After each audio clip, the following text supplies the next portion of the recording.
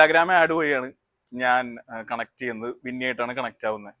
അപ്പോൾ നമ്മുടെ ഫൈസൽ മാഷ് പറഞ്ഞ പോലെ ഞാൻ ഒരുപാടൊന്നും അന്വേഷിക്കാനൊന്നും പോയില്ല. എനിക്ക് ഒരാളെ കിട്ടി. ഞാൻ ടെസ്റ്റിമോണിയൽസ് നോക്കി, അത് ഇൻസ്റ്റാഗ്രാം പേജിലെ നിങ്ങളുടെ ടെസ്റ്റിമോണിയൽസ് നോക്കി. അതെന്തായാലും ഫേക്ക് ചെയ്യാൻ പറ്റാത്ത സാധനങ്ങളാണെന്ന് നമുക്ക് കാണുമ്പോൾ തന്നെ മനസ്സിലാവും. അത് അങ്ങനെ ഫേക്ക് ചെയ്യാം, കാരണം നിങ്ങൾ പോയ സ്ഥലങ്ങൾ ഏതൊക്കെയാണ് അങ്ങനെയൊക്കെ ഞാൻ വെറുതെ സെർച്ച് ചെയ്തിരുന്നു. അപ്പൊ ഞാൻ കൺവിൻസ്ഡ് ആയിരുന്നു. അങ്ങനെയാണ് ഞാൻ ഓൺ ബോർഡർ ആവണതിൽ. ഞാനിവിടെ വരുമ്പോൾ നിങ്ങളുടെ കയ്യിൽ നിന്ന് എന്തെങ്കിലും പഠിക്കാം എന്നുള്ള ഇത് എനിക്ക് ഉറപ്പുണ്ട്. കാരണം ഒന്നുമില്ല അതിന് ഭേദമാണ് എന്തെങ്കിലും ഉള്ള രീതിയിലാണ് ഞാൻ വരുന്നത്. അങ്ങനെ വരണ്ടേ? അപ്പൊ നിങ്ങളെ എന്തെങ്കിലും പഠിക്കാം എന്നുള്ള ഇതിൽ അങ്ങനെയാണ് വരുന്നത്. പക്ഷെ വന്നപ്പോ ഒബ്വിയസ്ലി നിങ്ങളുടെ ഒരു അടിപൊളിയാണ്, നിങ്ങളുടെ നിന്ന് ഒരുപാട് പഠിക്കാൻ പറ്റിയിട്ടുണ്ട്. പക്ഷെ വന്ന എല്ലാവരുടെ നിന്ന് എന്തെങ്കിലുമൊക്കെ കിട്ടിയിട്ടുണ്ട്.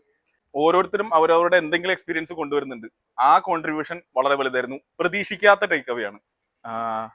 ഞാൻ കാരണം ആദ്യമായിട്ട് അങ്ങനത്തെ കാര്യങ്ങൾ അറ്റൻഡ് ചെയ്യണം. അതുകൊണ്ട് ഒബ്വിയസ്ലി ഇതിന് ശേഷം ഞാൻ ഇവർ രണ്ടുപേരും എന്തായാലും ഞാൻ കോണ്ടാക്ട് ചെയ്യുന്നു ഞാൻ മനസ്സിൽ വിചാരിച്ചിട്ടുണ്ട്. എനിക്ക് ഇവർ രണ്ടുപേരും മാത്രമല്ല, ഒരുപാട് ആൾക്കാരുണ്ട്.